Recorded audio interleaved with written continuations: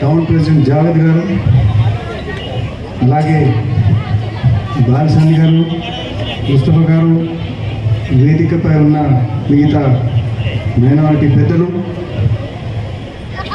Minority కుటుంబ సభ్యులందరికీ నా హృదయపూర్వక నమస్కారాలు తెలియజేస్తున్నాను. బీఆర్ఎస్ ప్రభుత్వం 3650 రోజులు పరిపాలించింది ఇప్పటి వరకు, డిసెంబర్ వరకు. మరి కాంగ్రెస్ ప్రభుత్వం అనేది కేవలం 140 రోజులే ఉన్నదన్నమాట. ఇప్పుడు ఈ 140 రోజుల్లోనే 6 గ్యారంటీలు, సారీ డిప్యూటీ మేయర్ పేరు మర్చిపోయినాను, ఫాతిమా గారు, కేవలం 140 రోజుల్లోనే 6 గ్యారంటీలో 5 గ్యారంటీలు అమలు చేశారన్నమాట. ఇందులో ఫ్రీ బస్ రవాణా, ఉచితంగా 200 యూనిట్లు కరెంటు, తర్వాత 500 రూపాయలు గ్యాస్ సిలిండర్. ఎలక్షన్ కాగానే రేవంత్ అన్న ఏమన్నాడు, 2 లక్షల రూపాయలు రుణమాఫీ కూడా అన్నాడు. అది కూడా పూర్తి స్థాయిగా కంప్లీట్ చేస్తామన్నారు. అదేవిధంగా పొంగిరెడ్డి శ్రీనివాసరెడ్డి గారు మాట్లాడుతూ ఇస్తామని చెప్పారు ఇండ్ల స్థలాలది. అదేవిధంగా రేషన్ కార్డులు, 10 ఏళ్లలో రేషన్ కార్డులు, కొత్త రేషన్ కార్డు రాలే, అవి కూడా పూర్తి చేస్తామని చెప్పారు. క్యాబినెట్లో ఆల్రెడీ పాస్ అయింది, పూర్తి చేస్తామని చెప్పారు. కొంత బీఆర్ఎస్ గురించి కూడా మాట్లాడుకుందాం, అంటే గత 10 ఏళ్ల నుంచి పరిపాలన గురించి మాట్లాడుకుందాం. ఇండ్లు అన్నారు, ఇండ్ల స్థలాలు అన్నారు, డబుల్ బెడ్రూమ్ అన్నారు, అది బలే. 1,00,000 రూపాయల రుణమాఫీ అన్నారు, అది బలే. ఎంప్లాయ్మెంట్ అన్నారు, అది బలే. తర్వాత ఎగ్జామ్ పేపర్ లీకేజ్ మీ అందరికీ తెలుసు. ఎగ్జామ్ పేపర్ లీకేజ్తో చాలామంది ఉద్యోగాలు రాలేకపోయినాయి.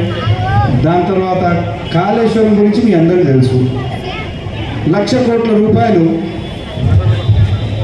తెలంగాణ రాష్ట్ర రెవెన్యూ, 6 లక్షల కోట్ల రూపాయలు అప్పు అనేది మన తలకాయ ఎత్తిపోయిందన్నమాట.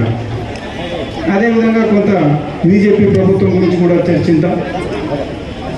400 రూపాయల గ్యాస్ సిలిండర్ తీసుకుపోయి 1100 రూపాయలు చేసింది. పెట్రోల్ ధర 70 రూపాయలు తీసుకుపోయి 110 రూపాయలు తీసుకుపోయి పెట్టింది. ఉద్యోగాల విషయం చూస్తే మోడీ గారు చేసిన ఇన్ని గ్యారంటీలో 2 కోట్ల ఉద్యోగాలు అన్నారు, 1 కోటి ఉద్యోగాలు తీసేశారు.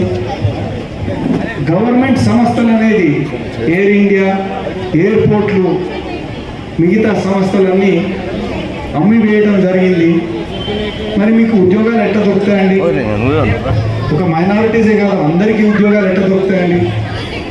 కొత్తగా రాముల వారు అని స్టార్ట్ చేశారన్నమాట. రాముల వారు మనకు ఉంటుంది, అందరికి ఉంటుంది, మనకు కూడా రాముల వారు ఉంటారు. भाई और बहनों, आपको बोलना चाह रहा हूँ, एक ही चीज़ बोलना चाह रहा हूँ, आज इस्लाम खतरे में है. खाली इस्लाम नहीं, बुद्धिज्म खतरे में है, क्रिश्चियनिटी खतरे में है, हिंदुइज्म खतरे में है, जितने भी रिलीजन्स है पूरे खतरे में है. इनको बचाना बोले तो सेंटर में बीजेपी गवर्नमेंट निकालना चाहिए, बहुत जरूरी है. आपको बोलने का मतलब है, आप समझिए. आप भी वही बोल रहे, आप स्टेज पे सब लोग वही बात कर रहे हो. देश खतरे में है, डेमोक्रेसी और सेक्युलरिज्म खतरे में है. इसलिए कांग्रेस वालों को वोट डाल के कांग्रेस भाइयों को दिल्ली भिजाना बहुत जरूरी है. बिल्कुल डालना और देश को बचाना. मेरे को वोट दीजिए, उधर राहुल गांधी को बिठाइए. मेरे को वोट डालो बोले तो राहुल गांधी को भी वोट डाले जैसा रहता. इसलिए भाई और बहनों, मैं ज़्यादा समय नहीं लेता, टाइम हो गया. मंत्री साहब आ गए, मेरे को एक 5 साल दीजिए सेवा करने के लिए बोल के, नमस्कार बोल के मैं आपका धन्यवाद बोल के निकल जाऊँगा साहब.